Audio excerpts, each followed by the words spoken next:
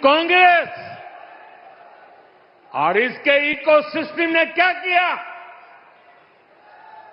साथियों, कांग्रेस ने भारत के एक वैश्विक आयोजन को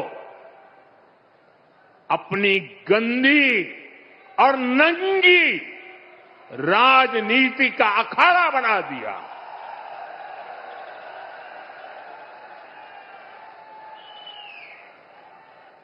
समारोह स्थल पर विदेशी अतिथियों के सामने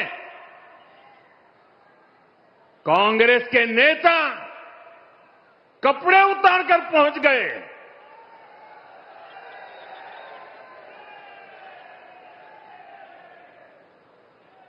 मैं कांग्रेस वालों को पूछता हूं, देश तो जानता है आप पहले से ही नंगे हो, फिर कपड़े उतारने की जरूरत क्या पड़ी? अपने ही देश को बदनाम करने में जुटी है। साथियों, कांग्रेस के नेताओं को मोदी से नफरत है। ये लोग मेरी कब्र खोदना चाहते हैं। मेरी मां को गाली देने से भी उनको कोई परहेज नहीं है। उन्हें भाजपा से विरोध है, उन्हें एनडीए से विरोध है। ठीक है, आपकी राजनीति में यही करना जरूरी है, चलो भाई समझ सकते हैं, हम इसको भी सहन कर लेंगे। लेकिन कांग्रेस को याद रखना चाहिए था कि एआई ग्लोबल समिट ये बीजेपी का समारोह नहीं था और न ही उस समय बीजेपी का कोई नेता वहां मौजूद था। ये देश का कार्यक्रम था, देश के सम्मान का कार्यक्रम था, देश के लोगों के पसीने से। लेकिन कांग्रेस ने परसों सारी मर्यादाएं तोड़ दी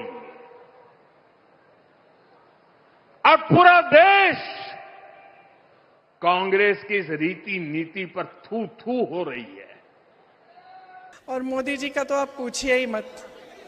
मोदी जी का क्या कहना, देश के पहले ऐसे प्रधानमंत्री हैं जो परमानेंट अपनी ही पीड़ा में परेशान रहते हैं। कर्नाटका गए, बड़ी लंबी लिस्ट ले गए कि भाई मुझे इतनी गालियां दी हैं। यहां भी कहने लगे मुझे इतनी गालियां दी हैं। रोते ही रहते हैं। लगता है आपने वो सलमान खान की पिक्चर देखी है, तेरे नाम? उसमें सलमान खान शुरू से अंत तक रोते ही रहते हैं। मैं तो कहती हूँ मोदी जी के लिए भी पिक्चर बना देते हैं, उसका नाम रखेंगे मेरे नाम। वैसे एक बात है, मोदी जी ना आदमी की पहचान में टॉप क्लास है। दुनिया भर के गद्दारों और कायरों को इकट्ठा करके अपनी पार्टी में ले लिए।